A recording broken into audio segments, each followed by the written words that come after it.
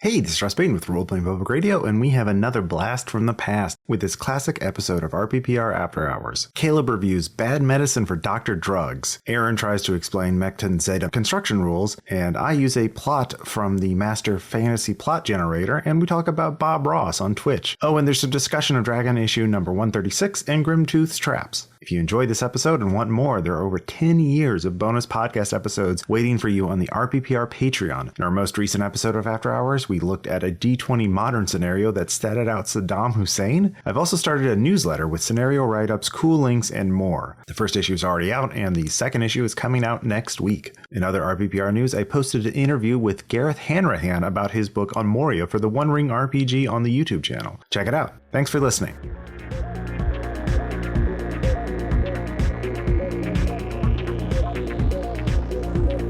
Hey, this is Russ Payton with Roleplaying Public Radio. This is RPPR After Hours.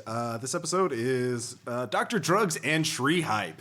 We're going to be talking about reviewing a great adventure called Dr. Drugs. And, of course, we got to talk about Bob Ross streaming on Twitch. Pre-recorded, actually, not streaming live. The king lives again. He passed away in 1995. But he lives! Holy shit! Yeah. This is news. Hi, I'm Zombie Bob Ross, and I'm going to show you how to paint. Well, this is an ongoing. Pictures. I will talk. I have watched enough of this to know there are many repeating motifs and themes in the Twitch conversation, and one of those is. Bob Ross is not. Oh, this is pre-recorded. This is bullshit. Oh, Bob Ross is dead. Rest in peace, Bob Ross. Pay F. Press F to pay respects. F. They are losing their goddamn minds over Bob Ross, and it's amazing. So, in this postmodern dystopian cyberpunk hell that is modern life, let's start out with a review. Caleb. I know you were really excited to find out that there was a superhero educationally themed adventure from the 80s. So your predecessor, your spiritual, who must have subconsciously inspired No Soul Left Behind in some ways. Yeah, I know I made lots of jokes about, joining the saturated market of educationally based superhero games. Yeah. But that at least sort of patted myself on the back on being the first one who did that. But even that I could not achieve because Right. I was outdone years earlier. So yes, I was And this is a forced to review Bad Medicine for Dr. Drugs. That's a full title. A 4-scenario adventure for both Superworld and Champions. Nice. So apparently something... it's of the auto-duel school of one... Tom is losing his goddamn mind. One group of rules isn't enough. And my favorite part about the book is that the middle of the book is to be removed because those are the pre-gen characters, which makes up, I'm going to go ahead and say 75% of the book. Wait, so you're supposed to unstaple it or rip Yeah, you're it supposed out? to rip them out. And on both sides, there is the exact same text, the exact same picture, and a different stat block for your pre-gen characters. The 7 pre-gen high school superheroes you could have, and all the various villains you need to fight. Along with maps, because of course maps and other things. So Nice. yeah, it's a unique publication strategy. It's a bold move, Cotton. Well, I mean, this was back in the day when there wasn't, a single Kinko's on every dominant superhero. corner. A what? A Kinko's on every corner. Oh, Hey, you can photocopy this as opposed to cutting your book apart. Well, I mean, you could do that, but I mean, But hey, you went to the library. this is back when RPG companies actually employed people with salaries. So, they had to make their ends somehow. At least I assume so. And I would have to say this was a gift thanks to Noah, one of our listeners out there, because he saw this in a bookstore and said, yes, we have to review it. If nothing, Noah, bless you. You have become the fount of shitty games, and that is a compliment in the best possible way. And by the way, if you hear a thunderstorm in the background, it is legitimately, there's a thunderstorm. I'm not adding sound effects to make this more dramatic. That is too much work. So, Of course, why would he say that? Yeah. It'd be obvious unless he was adding something. it's postmodern, yeah. So tell us about the Dr. Drugs and his bad medicine. What is this saga? I am intrigued. And Well, the basic setup, which it's actually pretty advanced design for the time, because you have introduction. It's kind of like a early Gumshoe. It just lays it all on the line right at the very start, and then you move through scenarios. So it's pretty well done, and the writing's not bad. It's at Warren G. Harding High School. Warren G. Harding High School. A student dies. of drugs. A Carson, I forgot his full name. Drugs! Michael Carson dies. Oh. And he was junior high best friends with Brian the Brain, which is the leader of the Warren G. Harding High School Grenades, the super team. Nice. That is in the high school.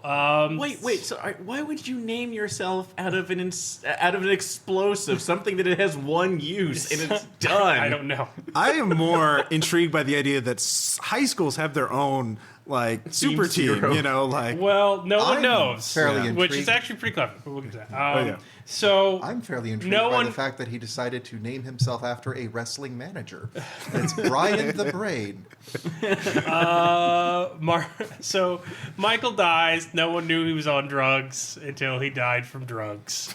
And the investigation is finding the drug ring that is taking root in the school and stopping it before it gets any work. And it's run by the nefarious super genius, Dr. Drugs, who I hope you could take an image of this for the podcast.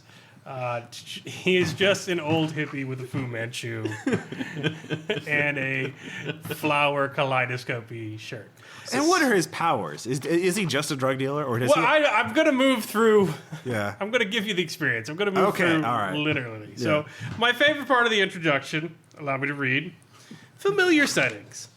If possible or reasonable, use familiar settings rather than ones prepared in the package so that the game master can freely improvise the details of the setting by referring to memory and experience of the location where the adventure is taking place.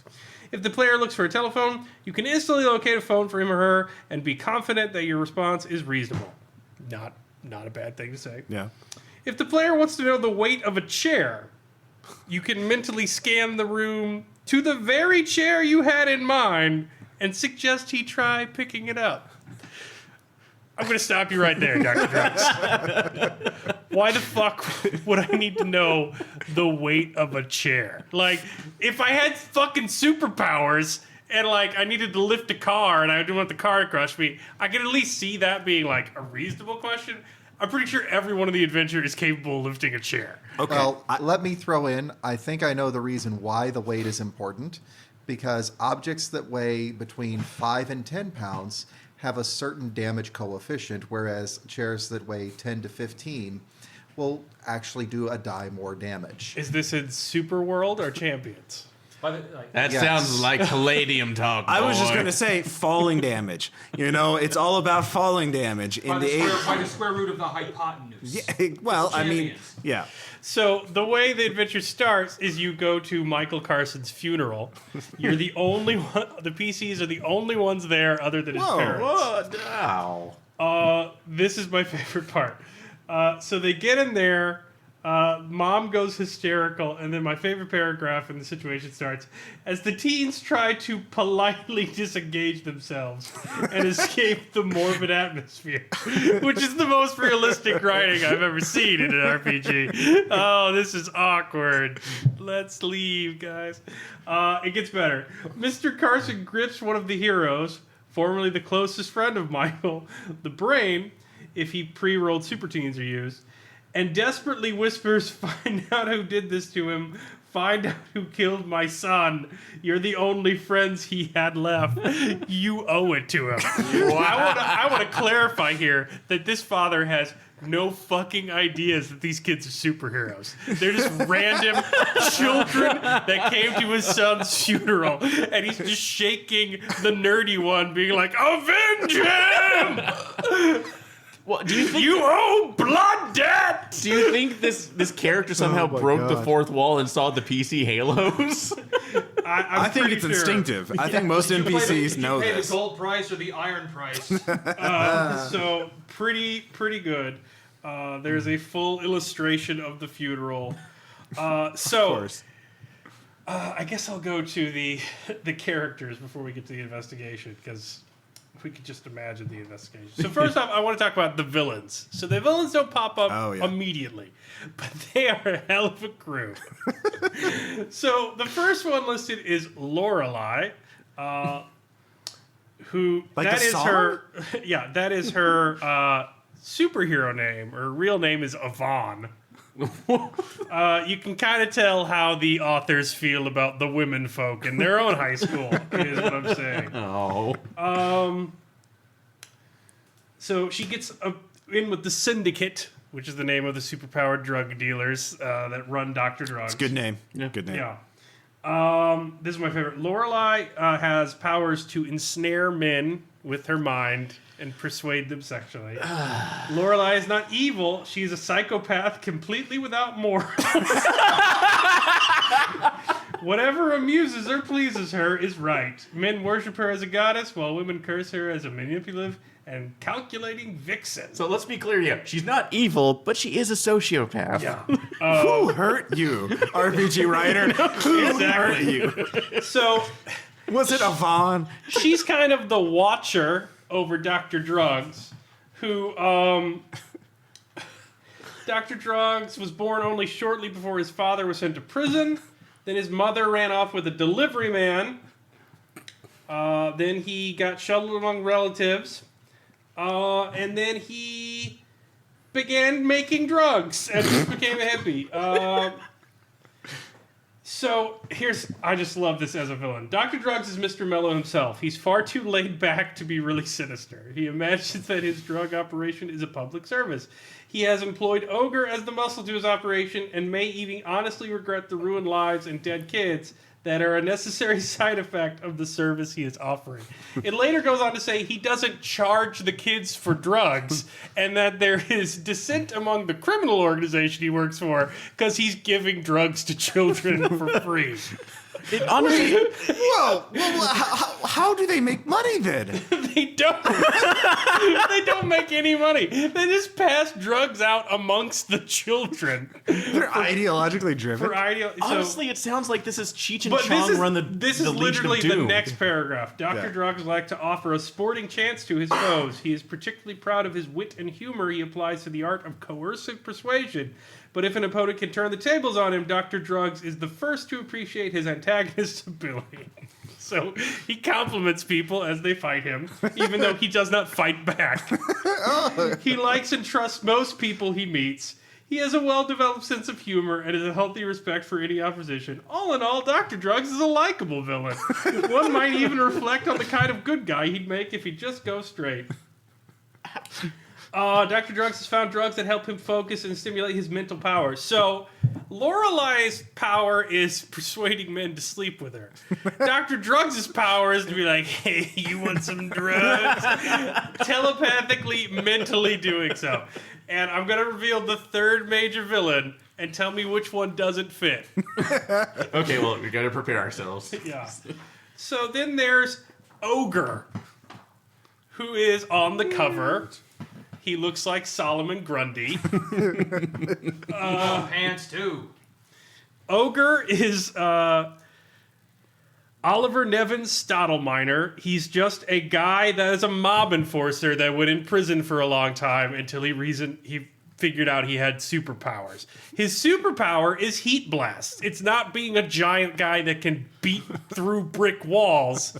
His superpower is he's that plus Cyclops, but only if he's pissed off. He can't generate enough heat if he's not angry. And then the last of the crew is Blossom, who is Dahlia's a pretty girl, but not bright. Again, wearing it on your sleeve. Oh my god. She is self-conscious about her slow wits since her parents took pains to point out her failings whenever they had an opportunity. Until she met Dr. Drugs, her life was an unbroken string of unhappy romances. Men would exploit her physical charms, and it gets grosser from there. Then we go on to Dr. Drugs provided Dahlia with drugs that enhance her sense of well-being. With her new transcendent self-confidence, she feels capable of anything. Her martial training took advantage of her natural talents, but the drug-induced euphoria makes her an imposing fighter. When she is under the influence, and she usually is, she believes herself invincible. Believes is not actually invincible. The one chink in her physiological armor is her lingering feeling of a mental inferiority. Any verbal attack impugning her mental capacity will hurt her terribly and cause her to be tentative and indecisive. So I just want you to imagine fighting this group of 4. One's trying to seduce you, the other's trying to get you to do drugs using telepathic powers, both at the same time. One is a girl with low self-esteem who has literally no powers whatsoever. She's just high on PCP, and the only way to stop her without turning her into paste, because she's got no powers, is to neg her like you're a fucking pickup artist. And then a giant ogre man shooting heat blasts out of his face. Wow. And that's the opposition. Additionally, their distribution networks are the Car Freaks and the Monkey Thugs, both of which in the art look like the Jets and the Sharks. So I imagine just this like seduction, snap fighting, heat blast, girl belittling nonsense fight in the parking lot. I think we've got our next season of High School Musical. I mean, like, this is amazing. So Get Alex Hirsch on that shit right now. Oh, yeah. oh god. And then the so here's my favorite part. Here's how the grenades get their powers before you even The start player the game. pre-gens. Yes. So it's the most convoluted fucking backstory Oh, the I've ever idiots. read condensed into 2 paragraphs. All right. The Brain's Yeah. mother was a nuclear researcher and his father was an engineer. Both parents were killed in a suspicious car crash just when Brian's mother had begun to publicly discuss the potential benefits of nuclear power.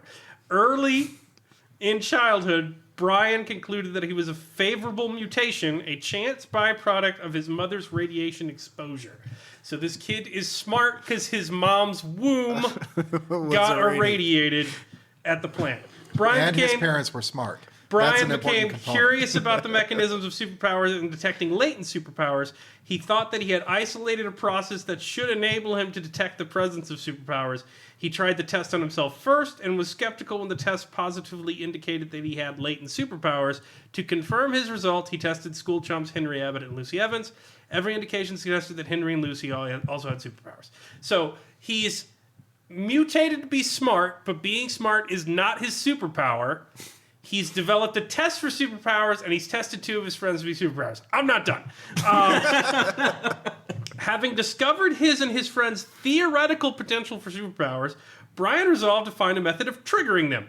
He decided to use Jungian psychological trigger mechanisms. He was successful in identifying Henry's power with the Greek god Hermes and Lucy's power with Ratri, a Hindu deity of the night, thieves, and robbers.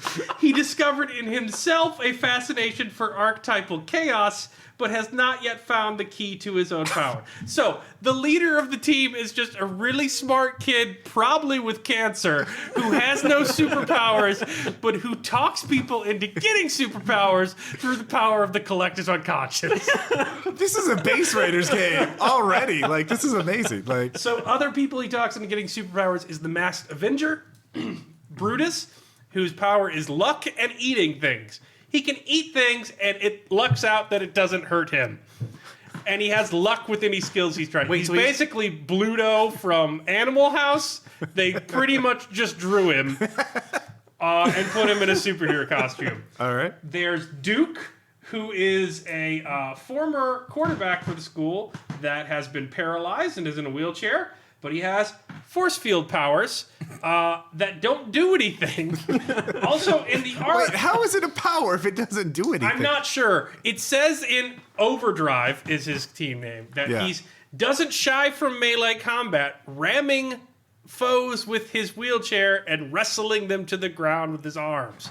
But the wheelchair, as pictured in the book, has a straw, like a movement straw. So Overdrive in the art is a quadriplegic. He can't move anything but he has force field power and he just fucking rams people. It's like he would just land on top of them and roll them down. There's a speedster. There's a special needs girl that can control darkness and silence, which she likes because she has ADHD apparently.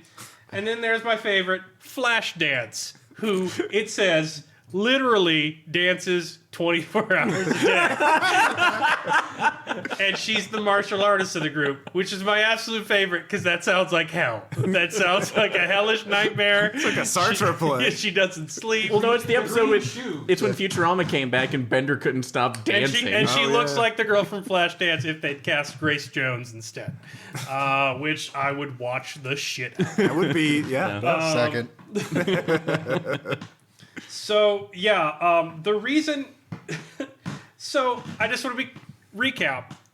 You've got a guy who activates some people's superpowers with drugs, but mainly just convinces people they have superpowers with drugs when they don't. Versus a smart kid who's smart because of radiation but got superpowers elsewhere, who convinces his friends to be superheroes with the collective unconscious. Fighting in a school where no one knows anyone is a superhero because of, this is the best part of the book, the unwritten code. Here's the reason they can't get anybody else to do this. Because then they'd be narcs. The heroes have to do it themselves because they don't want to be narcs. And they can't tell anyone they have superpowers because that's narc behavior. And they don't want to be fucking narcs. They're even dumber than the no soul the no soul left behind. They're dumber than Chan and So Dr. Drugs is just fucking passing out drugs. have some drugs. What kind? Yeah, Okay, the druggy I was kind. gonna say this, but yeah, I thought it was silly comparing him to be just Tommy Chong with superpowers, but he basically So is. like the first session is Right. like some fucking street level dirty world investigation. Like there's crazy red herrings. Like if you go in the principal's office, those records don't have drug related offenses, but the assistant principal has notes on who has drug related offenses, even though it's illegal to take, and it gets into the nitty gritty of it. There's a list of clues and rumors, some of which are true, many of which are just false leads, and it's a page long. Like, Mr. Wolf is a doper. False. In college he was a doper, but not anymore. Mr. Bloomfield turned Paul Anderson in for drugs. I thought Bloomfield was cool. True and false. Mr. Bloomfield just told guidance that Paul was nodding out in class. He thought it would be a bad diet, illness, or depression. It was drugs, but not from Dewey. It's like the first session is basically just, oh my God, did you hear about it? It's just gossip. You have to gossip your way towards the distribution ring. Then there's a fight with the monkey thugs in the parking lot. Then you encounter the syndicate thugs in the park. And then Dr. Drugs realizes you're on to him. So he doesn't like violence. He convinces other people to go kidnap the sophomore prom queen and holds her hostage, though he won't look because violence scares him in his hideout. And you have to raid the hideout before Dr. Drugs doesn't kill anyone because he's scared to do so. oh man, just leave me alone. I'm trying to do my thing. God. So I kind of love this book. I love the shit out of it. If it was in a different system, I would play it. Like, It'd be pretty easy to adapt. completely as written in like Better Angels or Wild Talents or something. So the question is, first off, who would you assign to what character from the RPPR group? Who would we be playing? Like, who would David? Would David be Flashdance? I could see him as a Flashdance. I mean, He's a maniac. And I'm dancing like I've never danced before. Kill me now. obviously Aaron's the brain. So, No, No, the brain is an asshole. Like, you know what I mean? Brain. So you're saying that Ross would be the brain? yeah. Brian, sorry. Yeah. Brian abuses adults and students alike at school, pretty much with impunity. Brian is not above providing circus entertainment, ruthlessly insulting both teachers and students for the amusement of onlookers. There are a few people he respects enough to consider his friends. Literally only the player characters. Everyone else is fuck you. Brian has a terrible temper. At times seems to be on an emotional hair trigger. Sometimes when interrupted at his work, Brian becomes hysterical. He doesn't know how to Jason? relax and might have serious emotional trouble if it weren't for his friends. I'd go with Cody. Just constantly screaming crude insults at people, Yeah. regardless All right. of worth. I'd like that, yeah. Manipulating, yeah. No, I could totally see. I want to make Tom Quicksilver because, due to his archetypal priming, Yeah. Quicksilver can't access his powers unless Brian gives him a code word because he has been hypnotized into having his power. And these are some great code words. To activate Cody in this instance, would have to say, Torminus Ocular Teeman McGilver, faster than thought can I turn to Quicksilver. Wow. And then he could use his powers. Otherwise, he's just a dude.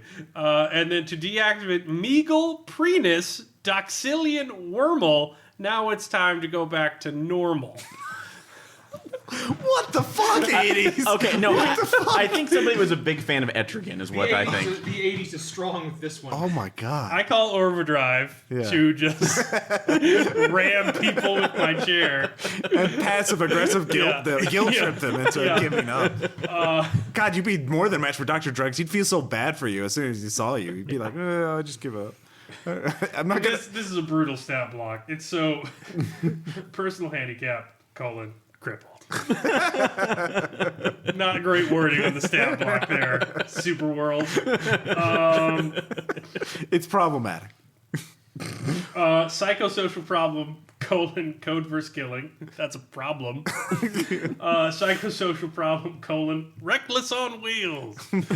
Oh, it's just so bad.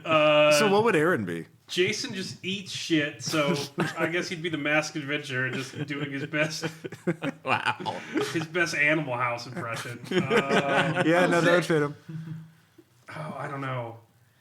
I guess you would be... We're running out of people. Yeah.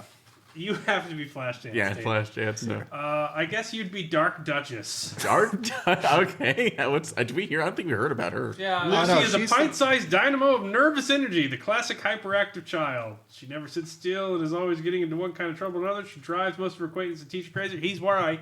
She spent some time in special needs classes, designated to handle her problem. This social stigma has made her rather hostile towards all authority figures. Oh parents, my teachers, God. police, and so on. Oh. That is an Aaron character if I've ever seen one. Yeah, nailed it. So I can't fight a shark? I'll fucking show you. That's not authority figures. That's the GM. Yeah. A little bit different. An authority figure!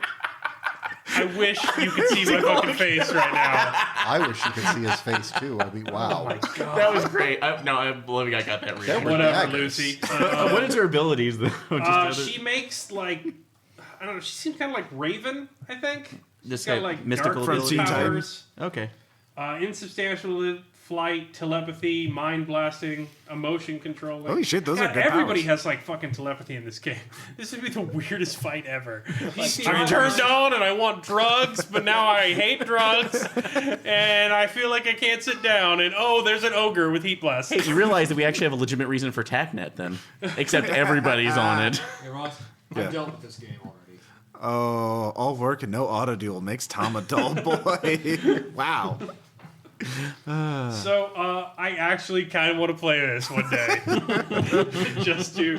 I kind of want to run it with the pre-gens. Just It would be pretty system. easy to convert into Fate Accelerated. But I'm making fun of it. But it's so fucking gonzo insane. I kind of love it. So 2 thumbs up for Would you please Dr. stop Drew. dancing in Bad class? Medicine for Dr. I give it 3 Jungian archetypes on Hero's Quest. Everyone's power source doesn't make any fucking sense at all. That's what I remember the most about the 80s, especially the fucking superhero RPGs. Is so many of the heroes are just like, yeah, fuck it, it just happened, or yeah, it just, God, I mean, comic books make no sense, but today they at least try. I also love Well, how they had radiation in the comics. he's using using ancient deities and archetypes to activate their powers. What should we call the team? Grenades. I'm Bacchus. I am Hermes. Grenades. That's what we're calling it. I also like that when you pointed out that because on Brian's, he said he was trying to access some dark chaos god for But his. he can't decide yet, so he has no power. Oh God, he's He's one just- of those he- special like He's going to be the avatar. Mary Sue. Oh, I have to be a special. Yeah, he's just got. He's snowflake. basically Forge in the book. He's got gimmicks. He can Yeah. throw people. But Nice. Like, so like, we're like, grenades come out to play. Except I want to see him actually do that with grenades and then blow up. Yeah, exactly. like literally, once Can't you we take call out ourselves the Pantheon? once you take out Lorelei Grenades. and Ogre, Yeah. You won. and you say a mean thing to Blossom, you've won. Like, he's literally an old hippie. He doesn't I just. thought he could breathe drugs. Like, wasn't that one of his powers? That He can like psychoactively like cause hallucinations with his telepathy Oh, powers. okay, But okay. he's not going to do it. But yeah, but he won't do it without your consent, because unless you're actively attacking him, He's and he the finds best villain. and he finds violence unsightly, and it makes him nervous. But he'll let other people do it. Like Is he a masochist too? I don't know. It's just like the bizarrest. Like he's pretty cool, except for the giving drugs to kids thing. Yeah, except for the thing that gets people killed. Yeah, but that's. But speaking of Jungian archetypes and quests, one thing I do want to talk about is, and that's amazing. We will have to play that or run that at some Yeah. point because, oh my God, it's a gold mine. It's a gold mine, Jerry. We've I also gotta look at this flash dance now. yeah, they're. You know, the bad art, the stuff, the real treasures of the RPG industry are not limited to print.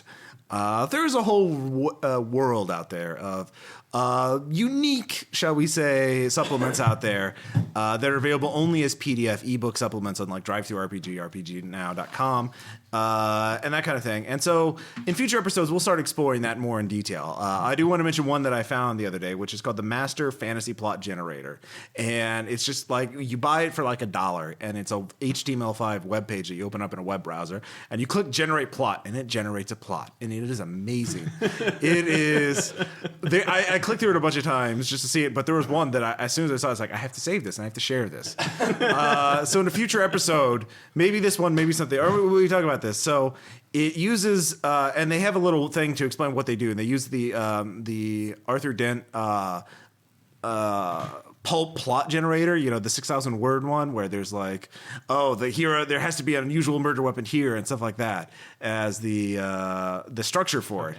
So I don't want to go into more detail. So here's the generator. First, the villain, a gang lord and a sleeping god. That's the villain for this one. Wait, okay, so we're gonna riff this, right? Yeah. We gotta do it one at a time. You can't plan holistically. You gotta make it work with whatever you just did. So we gotta Yeah. come up with a gang lord and A sleeping god. a sleeping god. So separate things. The gang lord is not a sleeping god. Yes. Yeah. Gang lord and sleeping god. All right. They're a tag team. They're a duo. Yeah, so we have Capone and Nyarlathotep. So That almost sounds like Capone and Angel Summoner Cthulhu. and Capone and Cthulhu. Oh, Cthulhu. Yeah. So Aurelia is actually in Lake Michigan. That's why we haven't found it on Oh, this. yeah. No, it's based And out of the Capone is they're coming at him for taxes. Yeah. There's nothing but to do to the resort to black magic. Yeah. So, okay, we got it. All right, Capone and Cthulhu, got it. All right, the main plot, retrieve ally. Now, this doesn't mention that this is what the heroes have to do or what the villain is trying to do. So it could be either one. So there's something about retrieving an ally for one side or the other. So maybe Okay, Capone's accountant, not thrilled about all the human sacrifice going on, was really just in it for the moonshine and the Canadian booze. So, he wants out. He's ready to flip. All right, so the heroes have to get him. You've got to go get him from what is now the dark cult of Al Capone. because he's willing to give over tax fraud information right. finally. So. so Can't get him on the human sacrifice. But we can get him on the gotta get tax. him on the bill. Tax evasion. yeah, no, those daggers aren't tax deductible. E for Toggin, see? Focusing on this location, a jungle. So The urban jungle? the urban jungle. Yeah, the asphalt jungle. Yeah. Yeah, So this is in Detroit. Yeah, It's in Detroit. No, okay, so Chicago. It's in Chicago. So I'm thinking Asphalt Jungle. I'm thinking the actual film Asphalt Jungle, which was used to make the format of Law and Order. So you format the whole scenario like a Law and Order mystery. You get the sound on your phone. Like, you do everything. Everyone talks in Law and Order banter the whole time. Yeah. Okay, we got it. This is Oh done. no, we're going on. There's a bunch of things. Hooking the party by a dead body. So that's the hook. Law and Order, they find a dead body. You have to play the NPCs that find the dead body All right, so who's before gonna find switching it? Yeah. over to your PC. Look at this. Looks like he had his heart carved out. Well, I guess that's a little bit of heartbreak for him. I think there's Oh, there we go. I'm afraid his heart just wasn't into it. Oh, very CSI. All right. Reoccurring forces. You're going to love this one. Dwarves and dinosaurs and forest beings. Dwarves, as in like dinosaurs. And remember, I said this is a fantasy plot generated. No, this is turning into an episode right. of Gravity Falls is what this is. No, I got it. All right. They're looking for Capone's dark cult. Yeah. And he's in the Natural History Museum. So the dinosaurs are dinosaur bones. Yeah. Oh, yeah. The dwarves are Cro-Magnon men, missing link kind of stuff. And then the forests are Forest beings. forest beings. Like treants no, and dryads. I got this. Oh, yeah. I totally got this. There's a big Okay. park, yeah. Actually, let's go a slightly different way. The dwarves, the dinosaurs, and the forest beings are actually three rival gangs. The dinosaurs are an old school group of Capone's original, his original enemies. Who are also dinosaurs. Yeah. well, Naturally. I'm figuring dinosaur Oh, because possessed they're- by the spirits of ancient dinosaurs. You know, Yes. they're rivals to Cthulhu. There we go. No, okay. Wait, no, that's a- the dinosaurs that's are just literally deep a- ones. Oh, Everyone yeah. fucking thinks they're dinosaurs. They don't know they're deep ones. yeah. All right. that works. Dwarves are chochos. They're short. yeah. We got chochos, and then the forest beings is a shub nigger cult. So it's a. But it's they a, are gangs. They have to be. Yeah, Separate. it's a four-way Yeah. cultist mafia gang war against Capone of Cthulhu, who's basically saying that's a nice reality you got there. Shame something happens to it. All right. We represent the crawling chaos. All right. So the supporting cast, and these are obviously like supporting cast for the PC. Nimble-footed but poor bard, intimidating but bumbling expert, big and intimidating but unimpressive henchman. So I like that he's big and intimidating but unimpressive. Guitar playing hobo has to be the bard. no, With a Tom, bindle. banjo. Banjo. A banjo playing hobo. Oh, actually, and we have the name Banjo for Pete. No, No, Banjo. it's the blues singer who sold his soul to the devil at Crossroads. He's got to be your bard, Yeah. right? And he's 1930. homeless now. He's a hobo. Yeah, yeah, you're right. okay. No, that's it. So All right, what's the next one?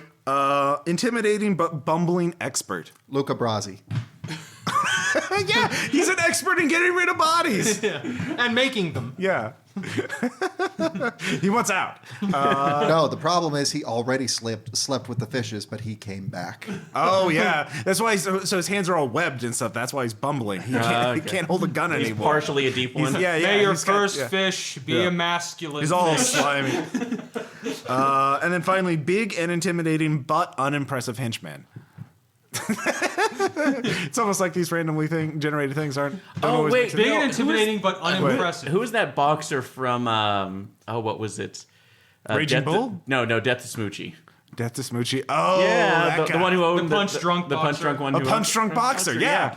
He's big and intimidating, but he's also unimpressive because he's I can do punching. that. Yeah. I was gonna go with the special needs character from Sound and the Fury because I just watched the trailer. All right. he attacks a lot of people. All right. No, you're not wrong. Actually, alcoholic police lieutenant who nobody will take seriously. Wait, Oh, so yeah. when Basically Nicolas go the Cage is Harvey Bad Bullock. Lieutenant? Yeah, yeah. Oh, yeah. Harvey Nick. Bullock, okay. Which one? I said the Harvey Bullock. Oh, yeah, basically yeah. from Batman. Yeah, yeah. that's good. That's good. All right. So there's 3 adventures to solve this, and the first one, It's a campaign. yeah, it's a It is. campaign. Full settings. Yeah. So the first adventure, the plot is explore monster and defeat child. That's the Explore monster and what? Like, Ross? defeat a child. I'm out.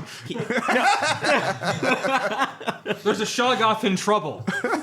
He needs our help. No, we have to defeat the child. It's the new. I know, but it's a Shoggoth. It's the new He needs our physical help. vessel for Cthulhu on Earth. Yeah, we have to explore a monster. Yeah, let's explore this monster first. Yeah. All right, so... Okay, the monster is a former PC who shot the kid in the head. or it could be Cthulhu's body. He's a sleeping god. That doesn't mean he can't go in. Yeah. I think you should have to go to a deep one speakeasy. Goddamn, yes. All the yes. Yes. Yeah, it could be an undead whale or something like that. Yeah, So, yeah. Just gonna keep that's how it keeps So there's a moving. deep one speakeasy and an undead whale. And when we say And you have undead, to go undercover. Bloated corpse. You have to go undercover as a homeless blues musician, a fat, washed-up cop, and Luca Brage. Brage. With the Innsmouth look. with the instrument. He's your in right there. And so what child do they have to defeat? Maybe Cthulhu's Shirley kid. Temple. Shirley Temple. Done. I want No other ideas. I want Shirley Temple, but I have the other one, the Lost Limburg baby. No. Child, not baby. And Shirley Temple. Terrifying. Who's an Location. avatar of Night of Loathing Town. Yes, Clearly. So you got to take her down so the Cho-Chos don't overtake the gang war. Because, Capone's not your first concern. He's just the problem you could deal with. You gotta nip this Cho-Cho problem in the bud first. because so once the you got a loca- little bit of a cho-cho problem, you're gonna. We're just gonna leave that problem for All Delta right, so the Green. location is at a citadel, and I guess that it could be a fortified undead whale corpse. No, This is still the first scenario. Yes, this is. No, There's a it's plot, a a location, speakeasy. opposition, forces, complications. Well, and it's a twist. mobile. The Yeah. cops can't raid an undead whale because Yeah. you never know where it's going to be at. And Speakeasy is going to be fortified because you never know when the raid Besides, is it's going in to come. international Right. waters. Exactly. So there's the pirates. opposition are foreign allied faction and internal faction. So Pirates. pirates, yeah, there we go. Lake pirates, Canadian lake pirates. They're smuggling maple syrup. It's like, give us your stuff, eh? It's hallucinogenic maple syrup made from the blood of Shub-Niggurath. It allows you to see into the court of Azathoth. Actually, And pointing guess back- what? We just got our forest beings angle with the Oh, maple there syrup. we go. They're Canadian. A Canadian. And gang, also, even I worse. think if we want to also pull that back too, we can make him an old relation to Dr. Drugs. So with the Tie it hallucinogenic in. maple syrup. So the internal faction obviously is one of the other factions we've already mentioned. The forces, they will be using undead and brain eaters, undead whale parasites, and that eat Undead brains. barnacles. Yeah, undead barnacles. Oh my God, it's writing itself. Complications. More Weather. undead lampreys because of Weather. the faces. Oh well, that's easy. It's out on the lake. Lots of weird riddles. You have to know the password to get in. So there's yeah. It's also the passwords to give Dagon his powers. Have you seen the yellow sign? What's the password to get into the whale? Geppetto sent me. Krill. or like HPL sent me. Oh, and you also have to solve the riddle to figure out what the coordinates are to get in there, because it's like a cipher to figure out where it's going to be in 3 days, because Well, they just give you the latitude and longitude. Yeah, actually, and the password of the speakeasy would be like HPL sent me. So, and then there's also a power struggle, and then the twist is a Deus Ex Machina. So there's got to be a Deus Ex Machina. Necronomicon. Oh yeah. No, wait, No. Nodens. Yeah, You're in the Nodens. water. Yeah. You're about to lose. Nodens like, fuck this, blows up the whale. You're all fine. You go home. Oh yeah. Or- Night Gone Express. Or Yeah. this whole thing is taking place inside a dead whale carcass. What if the whole time it's been an undead whale Oh yeah. Still and moving around. suddenly decides to spit you all out? There you go. Or actually, here's another one. If the whale ends up being the vessel for another god that was holding an artifact in there, going like the No, Nodens dude, route. come on. That's adding logic to it. We can't have that. It's all randomly generated, but it's all done through structure, Tom. This is meticulous. Don't doubt the $1 random plot generator. So the second adventure is the plot is infiltrate a lost world in a black market. Dinosaurs again? Apparently. Let's see. The Oh, opposite. the Hollow Earth. So Yeah, Hollow Earth, or maybe you have to buy a portal to an lost world, or to the past. Well, they kind of touched on this a little bit Yeah. in Dresden Files. Just go for the old Chicago that exists under the current Chicago. There you go. So it's it starts at a black market. The opposition are a cult leader. Cult leader. Sure, naturally. Dinosaur cult. Yeah, dinosaur gang. Forces. They have aliens and wizards. Wait, okay, aliens and what? Wizards. Thank you. But the complications there are angry mob and a physical puzzle, so jumping puzzles, and angry mob. So obviously you bought the wrong thing at the black market. Everyone, you have to get a You jumping have puzzle. to get away through the crumbling hallways, and if you take There the you go. wrong step, you're going to fall to your doom in the bottomless pit summoned by the Cthulian wizards. Yes, but the twist is a betrayal. So one of our supporting cast probably betrayed us. Perhaps Luca Brage. He wants he's turned full deep one. Or our banjo player has decided that this is a way that he can reclaim his soul. that would work too. Give Oh, it yeah, souls. Luca Brassi's solid, man. okay, I'm sorry to ask my knowledge there. Who is Luca Brage? The guy that was strangled in The Godfather. He was Okay, so- he was the big guy. He was really feared because he could kill people by himself and hide the bodies. He didn't need a helper to, like most people Okay. had to have like two people to kill someone and hide the body. And he made a big deal about it. He was just big and strong enough he could just do that by himself. Okay. And And he he wore a said- bulletproof The vest. same one said, "May their first child be a masculine one." Yeah. Okay. A speech that he had to rehearse over and over before he could give it because big, strong, not a lot of brains. But, Okay, but I'll- like just like way loyal. Yeah. Okay, so yes, thank you. I'm sorry. I've also dipped in my film cred because I realized I haven't seen like 3 scenes out of The Godfather. So Yeah. The fact that we'll be rectified. Finally, and in the campaign finale, the plot is to aid an enemy. The location is the South. We have to aid an enemy in the South. And the this can't opposition go is a wrong. traitor. The forces are elves and organization. So some sort of organization. Okay, wait. So like the South or like South? It says the South. south of Chicago. The South. It just says the South. Well, if we're going for the south side of Chicago, Yeah. that So means we've shut Leroy down Brown. his shove Bad, nigger bad off Leroy connection. Brown. Yeah. We shut down his Shub Niggeroth Canadian whiskey connection, so he's got to go to Moonshiners. Oh, Appalachian Moonshine. So it's his last. It's his last. Migu gasp. Appalachian Moonshiners. Migo Appalachian Moonshiners.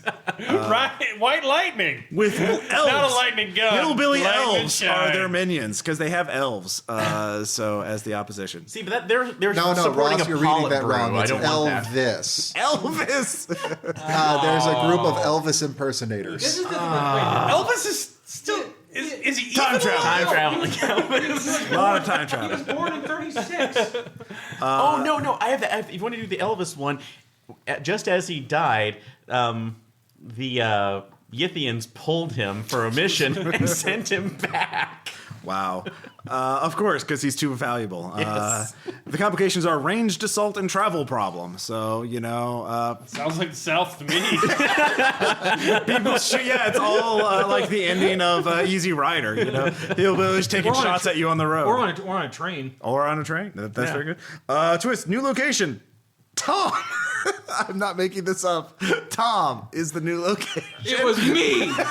I knew it. The universe is me. Oh no! Actually, you found It out. literally says Tom. Actually, I have no other way we can connect this. That's like we find ourselves on the gigantic version as he's being stabbed by a manta ray, and suddenly this is the Colossus Archipelago. Oh my god, the prequel. We figured it out. So It was Tom all along. But you know I don't get this. I'm technically walking in the upper ionosphere. What the fuck is going on? so Man, we have a big play schedule. We got to do Dr. Drugs. Now we have to run all of the Cthulhu unspeakable untouchables. So in the future we'll do more stuff from Drive Thru RPG. There's tons of Well, just really bad. I know the next arc I'm getting is the Deep One Speakeasy. Oh yeah, I- no, clearly. Yeah. That's pretty amazing. Well, and after looking at the couple of the ones that you had for me to look at, Yeah. pay 50 cents. Here's 36 prison nicknames, Yeah. including Bone. 50 cents. 50 cents. 50 cents. That seems like That is not one of the nicknames, by the way. That's the price I tag. think we need to rethink our publication model. Quality? What's that? Write a bunch of fucking nonsense and sell it for 50 cents. There is a market for that. You know, Ross, we apparently so. just make a game that just randomly generates numbers That's actually hard to do. and sell it. Yeah, but Well, selling it's the easy part. Making it. yeah. But before we get on to, because I know, Aaron, you want to go back into Mekton Zeta. Well, and some stuff like that. specifically a book that Noah gave us again, and thank you again, Noah. You're wonderful for this. This is actually Mekton Zeta Plus. This is going into the detailed specifics of making your own mech, and also including psychic characters, which we won't do because I honestly do not care enough in here. Aaron, Although, you to give you the little... You have the to taste Caring of is this- sharing. Sharing is sharing. caring. But to give you a little taste of this, though, because this was made by, what was it, Telosian? Artel Saurian. Elsorian, which are the same group that made Cyberpunk. Yes. So, book looks very much the same. But when describing the characters, because the whole first part of this book is actually creating, actually role-playing the creation, the design, and the building time for your mechs. Wait, you roleplay it? That's giving you the option to be able to role play that, which will actually they turn into days. Wait, how of do you playing. roleplay? Like, all right, I fixed the flux capacitor. Okay, Bob, I need to build a robot. You seem I will give you trustworthy. I will give you the description of this. roll to rivet gun. Yeah, this is Oh, how you botched that one. they have tables for that. I'm not Tom, kidding. you're going to take 3d6. tables. Only We 6 love million more tables. rivets to go. But yeah, this is how they call Beyond kind the of mecha Combat has game. rivets? Designing mecha. Theoretically, anyone should be able to design a Mekton. After all, you just flip through a mecha construction system in Mekton Z and put together the best possible balance of components, weapons, and armors for your particular needs. No problem, right?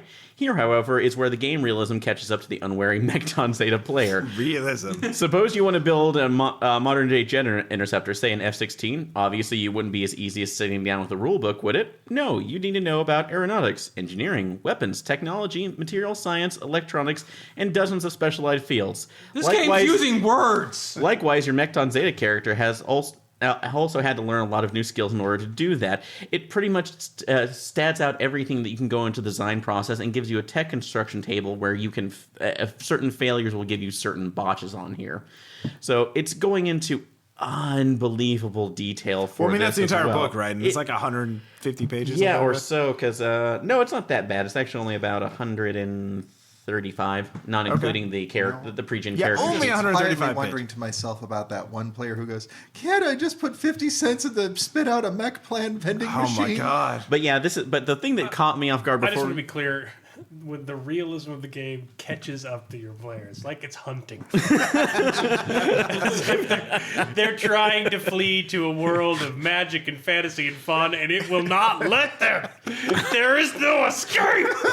There is only Zool. In a game about fighting giant robots in space. And then reality pulls me back in. So yes, if you're wanting to go into the term of creating your wonder mech, the thing that you love most from whatever series that you've watched as a kid, Mekton Zeta Plus gives you the system in 18 easy steps, which is break down in each step between 4 and Okay. 5 separate steps. What I love here most about this is the layout. Look at all this. Look how every single box here, for the listeners know, is just kind of there. They're just squeezing text in wherever they can fit it. There's no layout. I mean, It it's is just just like, a mess. it's just a bunch of postcards up on a corkboard, basically. Oh, and you there's do- a There are picture- dotted and you do- lines that but there's a connect them. big robot on the right. Oh, well, no, page. I'm going to take this because Yeah. this is at such a weird angle that the gun looks like it's 20 stories high while the robot itself looks like it's maybe half the size It's of that Frank. gun. It's Frank. Okay, so Hey, here's Frank. the problem. We measured the robot in metric, but then we measured the gun in standard. You think it'll still work? Yeah, make it. That's honestly a problem that could come into this. But just to give you a little design, it's asked you to do the first step, have your concept. All right, when I was thinking of this last night before I You gave made a up. Gundam, didn't you? Well, yeah, He made a It's Gundam. like, hey, Of course this- he did. I like the freedom from seed, so we'll give that. It's a big beam spamming weapon, so Okay. we'll give that. It's a Gundam that does Gundam things. Yeah, let's just give it that. Yes. 2, construct a frame. 2A, choose a body form. 2B, buy servos. 2C, wheels and treads, if necessary. 2D, armor. Choose your weapons. Build weapons. Do they fit? Ammo. Consider shields. Choose shield type. Does it fit? Use binder space. Buy crew and sensors. Buy other additive Was systems. that all step 2? No, these are multiple steps Okay. going in. These Step are just basic- 75.4. Exactly. 2 A's, 2 B's. Do you have them? Do you need them? It goes with additive systems, weight efficiency, flight system propulsion, Step 87 base and a cost, half. What is a multiplier camouflage? systems. Do Calculate you your need mecha camouflages? multiplier cost, overview mecha, figure stats. You need a certain college course in this particular game, or just a And it main beat interest. you could not finish this. Well, this is. I also admit that I was looking at this going last night. I get home from work and I thought I can just pound this out. I was wrong. Yeah, no. I was Step wrong. 97. Choose your paint job. And trust me, because I'm also the person Oh, who you failed on loves. step 97. I absolutely Start love over. detail. I love to be able Step to look 98. at these, and I looked at this saying, I don't care enough. Step 98, report to HR for saying that inappropriate joke to that coworker of yours. Step 119. See step 136. And it's even worse because when you go with it, they have multiple basically stats when you're buying everything for your character points that equate the same thing because your damage is rated as kills. So every mech can take a certain number of kills, but all there are rated for specific parts. So when you're rolling, you get to aim for It's a hit specific part. locations. Yeah, hit location and take that away. But all the numbers are basically the same except when they're not, and it's almost They're built all at random. the same except when they're not. Exactly. So much you could say that about life. It uses imaginary numbers, right? Yeah. That could be an additive for that, but so yeah, pretty much. Well, we can that's- make this a long-term thing. Like, I want to hear about your Gundam doing Gundam things. So, So we can make the building finish it project. at your leisure, and we'll Document it. Yeah, document your process. See, I feel like I should be making a YouTube series where I come up to like day 185. Finding up to the propulsion systems. I don't know whether to give an ion drive or a solid state. It's like a solid petrochemical fuel source. I think I'm You going fool! mad. It's always I'm ion. seeing the colors. Now you would Help me. think no one would watch that, but if Twitch has taught me anything, people will watch anything on the goddamn internet. As we want to segue Yeah, into yes, the yes, you should stream that on Twitch. So for a real topic, I kind of want to talk about Twitch.tv is the big live streaming thing, mostly for video games now, but they're opening it up. A creative section where people who do creative things can stream them doing creative things. So artists drawing, musicians playing music. I actually do art streams a lot. Right. Not me doing it, but Watching. commissioning You art. watch them. I yes. commission art. And You watch, yes. But to celebrate the release, the creation of Twitch Creative, they're doing a marathon of all 403 episodes of Bob Ross, the painter. The joy of painting. The joy of painting, yes. And I have watched this, and it is amazing because there are at any given time between 20 and 40,000 people watching this stream from when I've been logging in and not logging in, just watching it, and they are losing their goddamn minds over it. They cannot handle this. They cannot handle the Ross. Because are we actually looking at a generation who didn't grow up Of with course him? not. Yeah, this Bob is- Ross died in 1995, and not these Twitch players, especially, are not exactly big avid PBS viewers, especially daytime viewing. And so the thing is, the Twitch people, when they watch it, they watch they take every single word that he says and they pay attention to it and just endlessly. They're all screaming for attention in the chat window, trying to get jokes off. So it's like a very brutal Darwinian struggle just for pay attention to me. Look, I said a funny thing, but it scrolls. There are thousands of people scrolling by so fast you can't notice. So it's just pure mimetic. Primordial ooze from which memes can arise, and so some of them have already taken first. So the first thing is, let's see here, ruined. They're just screaming anytime Bob Ross does anything on the canvas. Ruined. Just hundreds of people screaming. Ruined. He put yellow on a white canvas. Ruined. It's ruined. And then minutes later, when it starts to look like a fucking thing, it's like saved. It's saved. He saved it. Saved. It's all caps, by the way. Everything is in all caps. And then whenever he mentions a tree, let's put a happy little tree here. Tree hype! Oh my god, tree hype! Tree hype! Trees! Tree hype! Ruined! Saved! And clutch move! And then a lot of talking about vac, like vac steam bands. So like, oh, vac band, you know. So every single we're just episode going to ends the use a same little way. bit of Good game, GG, God bless, GG, God, because Bob Ross ends every single episode with GG, good bless, or God bless, yeah. And let's see, some of the other things is the names of the colors that he paints with are incredibly popular, like titanium light. Oh my God, he's using titanium light. Oh, titanium light. It sounds like the Bob Ross version of the Mahjong on Oh no, yeah, exactly. Everyone is incredibly let's see, just random things. Whenever he mentions anything at all, like that becomes seized upon. Oh, let's get a little crazy here. Let's paint a book. Oh my God, he's going crazy. Oh, Leonardo da Vinci, he's my favorite painter. Leo! Oh my God, Leo! And let's see here.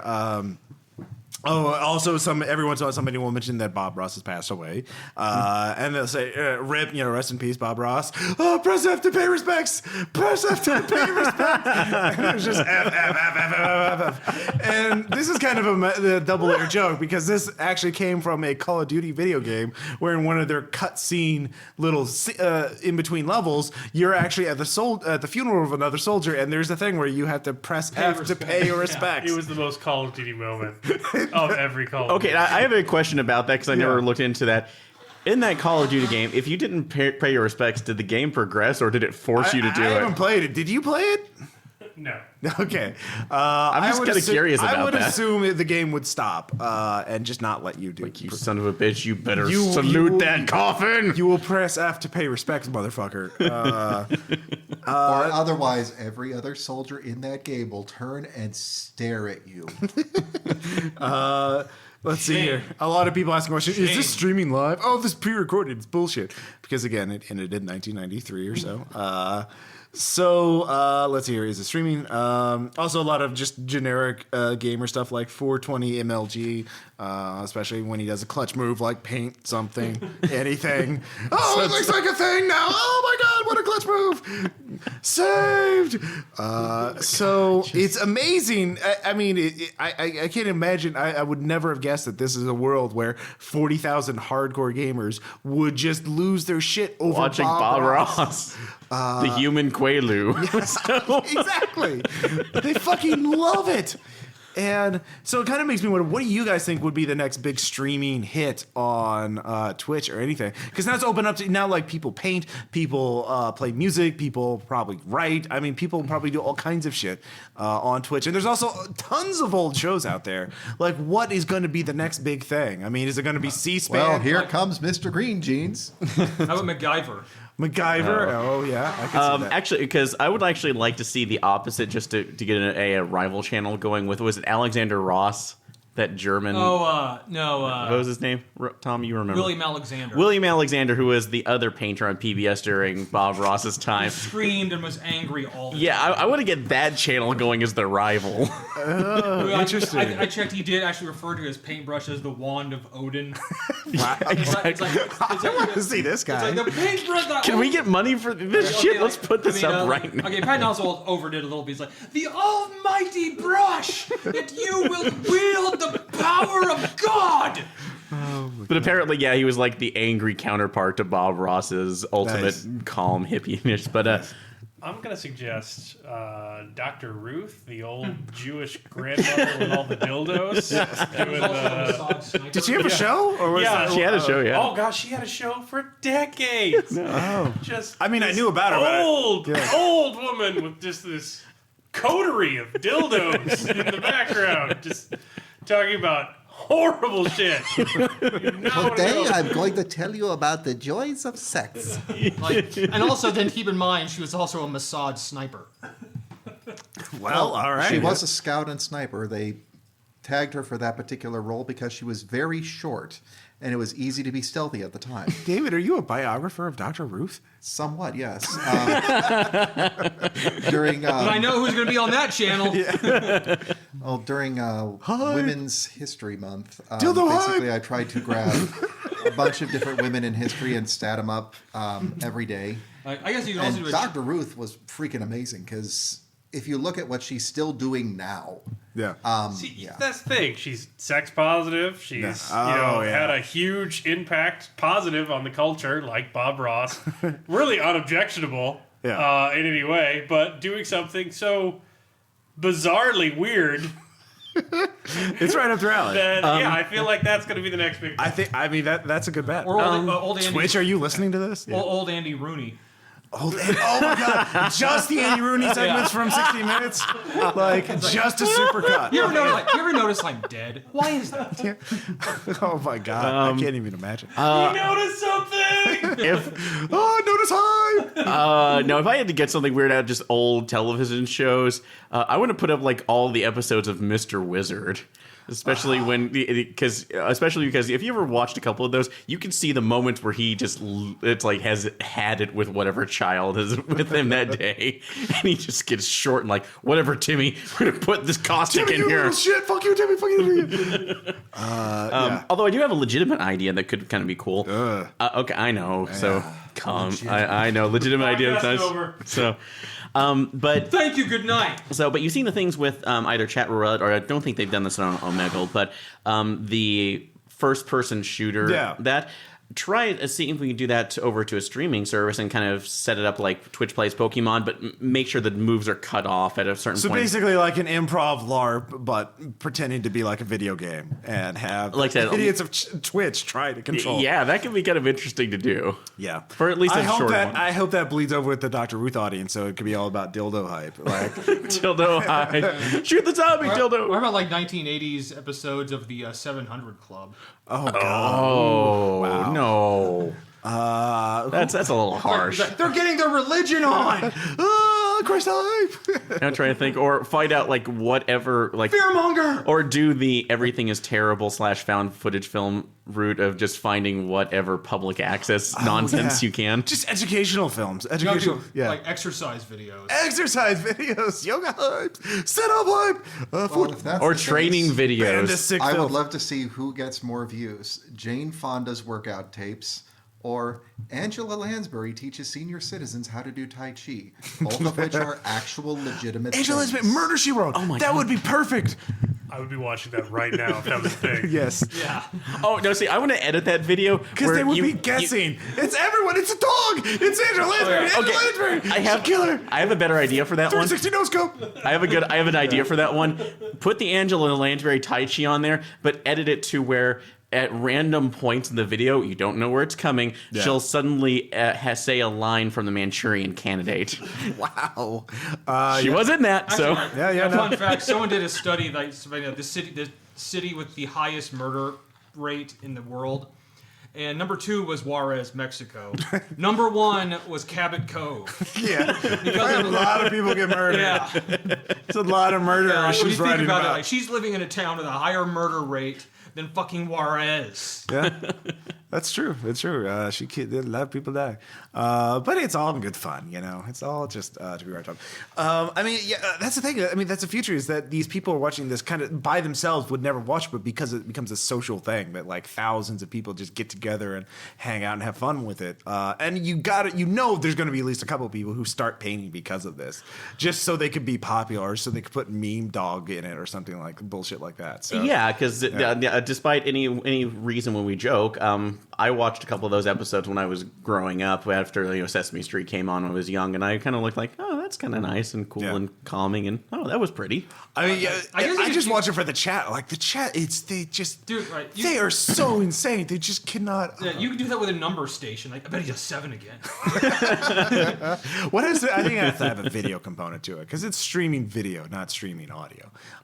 So you have to put some sort of video. To Oh it. no! If you want to do the numbers thing, just do like the segments off the old segments off the Electric Company. Yeah. Which is like Oh, words. the electric. Yeah, there's tons of PBS Yeah. programming now to think about it that would be perfect for this.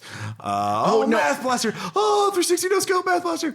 Or Antiques Mr. Rogers' Roach. Neighborhood. Oh yeah. David The Attenborough. second that they go to the land of make-believe, Twitch would lose their mind. Yeah. Or Oh my God, puppets!